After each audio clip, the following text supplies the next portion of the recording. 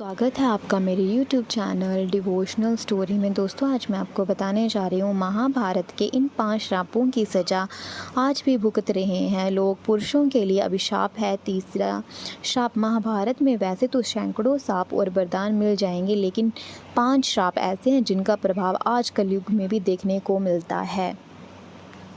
महाभारत का युद्ध हुए यूं तो बरसों बीत चुके हैं, लेकिन आज भी लोगों में इसके प्रति जिज्ञासा है। इसके बारे में कई तथ्य ऐसे हैं जिन्हें बहुत कम लोग जानते हैं। महाभारत में वैसे तो सैकड़ों शाप और वरदान मिल जाएंगे, लेकिन 5 शाप ऐसे हैं जिनका प्रभाव आज कलयुग में भी देखने को मिलता है।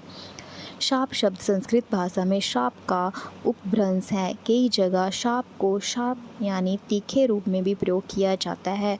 जब श्री कृष्ण ने अश्वत्थामा को दिया श्राप। महाभारत के इतिहास के अनुसार अश्वत्थामा ने धोखे से पांडव पुत्रों को मार दिया था। इसके बाद श्री कृष्ण ने अश्वत्थामा का पीछा किया, महर्षि वेदव्यास के आश्रम तक जा पहुँचे। युद्ध के चलते अश्वत्थामा और कुंती पुत्र अर्जुन दोनों ने अपने कमान से ब्रह्मास्त्र छोड़ दिया। ये देख महर्षि वेदव्यास ने दोनों को अपने ब्रह्मास्त्र वापस लेने को कहा। आगे मानते हुए अर्जुन ने अपना ब्रह्मास्त्र वापस ले लिया, मगर अश्वत्थामा को ब्रह्मास्त्र वापस लेने की विद्या नहीं आती थी। अश्वत्थामा ने अपना ब्रह्मास्त्र अर्जुन पुत्र अभिमन्यु की पत्नी उत्तरा की ओर कर दिया। श्री कृष्ण को अश्वत्थामा की इस गलती पर क्रोध आया और अश्वत्थामा को श्राप देते हुए कहा कि तुम 3000 साल तक पृथ्वी लोक पर भटकते रहोगे। तुम्हारे शरीर से लहू और पीप की गंध निकलती रहेगी। कभी भी और कहीं भी तुम पुरुष जाति से बात नहीं कर पाओगे और दुर्गम जंगलों में भटकते रहोगे। युधिष्ठिर का नारी जाति को श्राप। युद्ध समाप्ति के दौरान जब युधिष्ठिर को कर्ण की मृत्यु के बाद माता कुंती द्वारा पता चला कि कर्ण उनका भाई था, ये सुनकर पांडवों को बहुत दुख पहुंचा और पूरे विधि विधान के तहत कर्ण का अंतिम संस्कार किया। उन्होंने अपने भाई कर्ण की मृत्यु का दुख जताते हुए पूरी नारी जाति को श्राप दिया कि कोई भी स्त्री किसी भी तरह की गोपनीय रहस्य आने वाले भविष्य में कभी नहीं छुपा पाएगी। तीसरा श्राप। जब उर्वशी ने दिया अर्जुन को श्राप।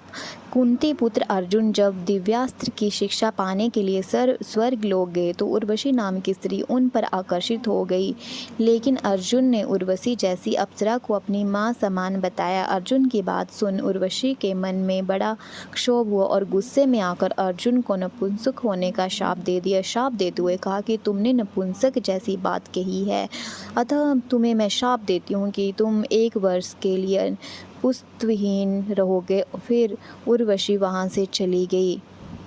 चौथा श्राप। यमराज को मांडव्य ऋषि का श्राप। महाभारत के इतिहास के अनुसार जब राजा ने ऋषि मांडव्य को सूली पर चढ़ाने को कहा, लेकिन लंबे समय तक सूली पर लटकने के बावजूद उनकी मृत्यु नहीं हुई। जब राजा को अपनी भूल का एहसास हुआ तो राजा ने महर्षि मांडव्य से अपनी भूल की क्षमा मांगी। जब ऋषि मांडव्य ने यमराज से पूछा कि आखिर बेवजह उन्हें झूठे आरोप में सजा क्यों मिली, यमराज ने ऋषि मांडव्य को ज्ञात दिलाया कि आपने 12 वर्ष की आयु में छोटे कीड़े की पूंछ में सीख चुभाई थी, इसलिए आपको ये कष्ट झेलना पड़ा। जब ऋषि ने यमराज का उत्तर देते हुए बताया कि 12 वर्ष की आयु में ये ज्ञात नहीं होता कि धर्म होता है क्या अधर्म है, और मुझे छोटे से अपराध के लिए इतनी बड़ी सजा क्यों, तब ऋषि ने यमराज को श्राप देते हुए कहा कि तुम एक शूद्र योनि में एक दासी की कोख में जन्म लोगे। इस श्राप के कारण यमराज को विदुर के रूप में जन्म लेना पड़ा।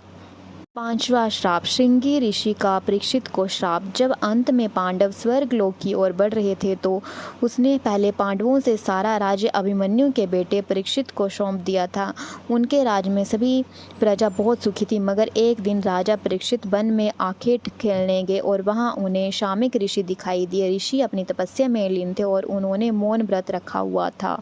मौन व्रत के कारण उन्होंने परीक्षित की किसी बात का जवाब नहीं दिया और उन्होंने गुस्से में आकर शामक ऋषि पर मरा हुआ सांप फेंक दिया। शामक ऋषि के पुत्र श्रृंगी को इस बात का पता चला तो उन्होंने परीक्षित को श्राप दिया कि आज से 7 दिन बाद तुम्हारी मृत्यु तक्षक नाग के डसने से होगी। इसके पश्चात राजा परीक्षित की मृत्यु के बाद कलयुग की शुरुआत हो गई थी। तो दोस्तों, उम्मीद करती हूँ आपको मेरा ये वीडियो पसंद आया होगा। अगर आपको मेरा ये वीडियो पसंद आया तो प्लीज़ चैनल को लाइक, शेयर और सब्सक्राइब करना ना भूलें। धन्यवाद।